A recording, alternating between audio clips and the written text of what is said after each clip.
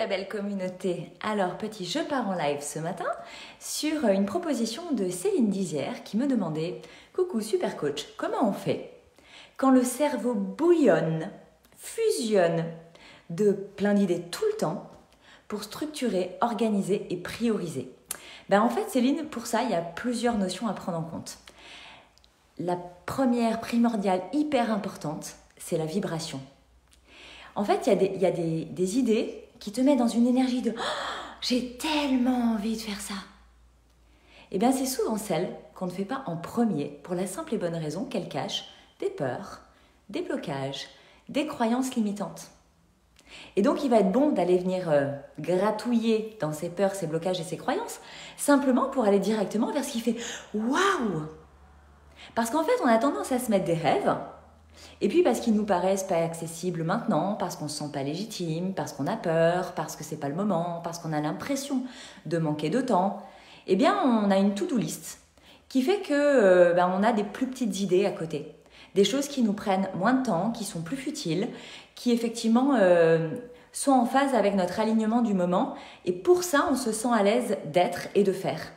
Et donc, en fait, on peut comme ça passer un temps indéfini à perdre du temps sur des petites actions qui ne viennent pas impulser ton business, ta démarche, ton message, ta volonté d'être. Et en fait, c'est un peu ce syndrome de l'escalier, parce que je dis toujours, on est ici et maintenant et on va vers quelque chose de plus grand. Et donc, entre les deux, on construit des marches. C'est-à-dire que je suis ici, je vais vers ça. De quoi j'ai besoin d'abord pour commencer ? Donc, effectivement, ça peut être d'être accompagné, ça peut être de demander de l'aide, ça peut être de se former, ça peut être plein de choses. Et l'idée, c'est de faire des petits pas, de monter des petites marches.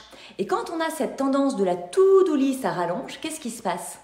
Tout simplement, ça revient à construire un escalier, mais celui où, vous savez, les marches font 2 mètres de long. Et en fait, on se rend la tâche plus difficile, on se rend le chemin plus long.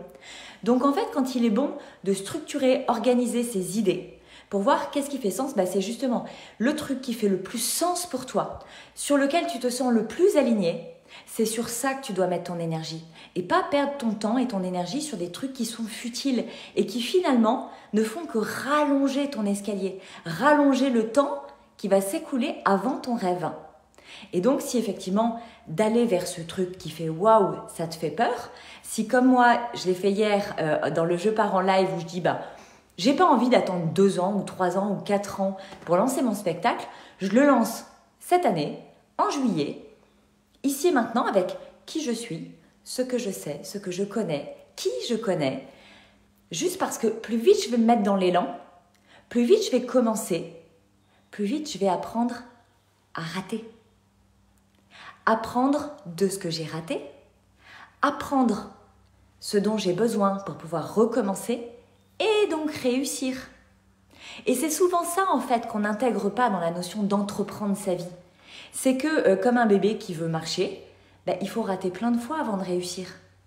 Comme quand on fait du vélo, comme quand on a une histoire d'amour.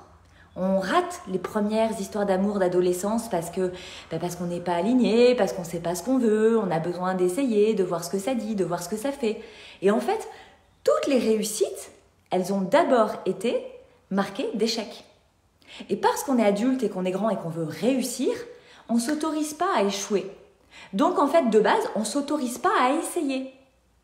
L'idée, c'est d'aller vers ce qui te fait le plus kiffer, le plus vibrer, en construisant un escalier avec des petites marches, parce que quand tu montes une petite marche et que tu rates, c'est pas grave, tu redescends de ta marche. Et d'une petite marche, on se fait pas mal. On apprend en technique, on apprend de soi surtout en fait.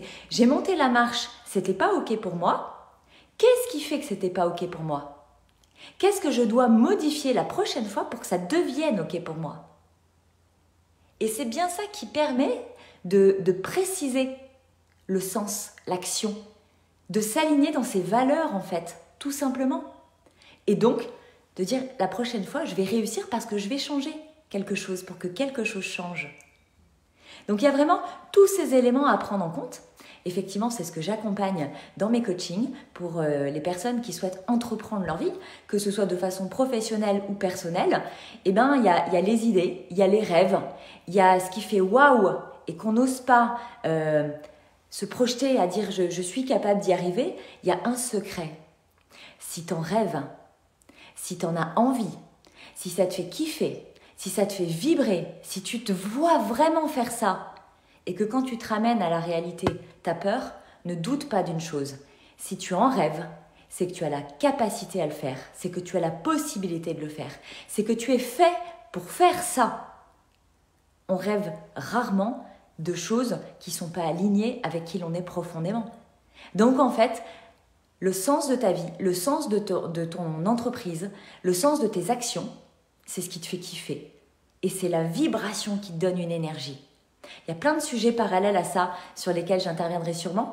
Si vous avez des questions, si ça vous fait réagir et si vous avez envie effectivement que je vienne préciser certaines notions, vous faites comme Céline, vous me posez votre question dans les commentaires et dans le prochain live, je viendrai vous répondre directement à votre question précise.